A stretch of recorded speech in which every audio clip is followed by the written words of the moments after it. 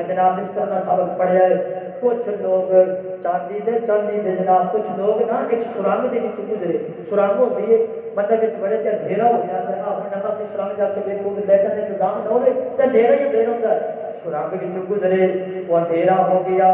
تے انہاں لوکاں دے پیراں دے وچ کنکر لگے تے انہاں لوکاں نے کچھ لوکاں نے وچوں کنکر اٹھا لے جڑا کنکر پیراں تے لگدا اٹھا لے تے اندھیرے والی جگہ ہے اتھوں لوگ گزرتے ہیں جویں کنکر ساڈے پیراں تکلیف دے رہے ہیں جویں ہور گزرن گے تے انہاں دے پیراں دے وچ کنکر تکلیف دے گے بڑی پیاری گل ہے اور موضوع تے بالکل اور نبی پاک دے فرمان تے بالکل مطابق ہے کچھ لوگوں نے کنکر اٹھا کر کے جی بندر پا لے انہوں نے تھوڑے اٹھائے نے انہوں نے زیادہ اٹھا لے جنہیں بالکل نہیں اٹھائے ساری طرح میں پرواہ بھی نہیں کی تھی ایویں گزر گئے جب جناب سرنگ پار کر گیا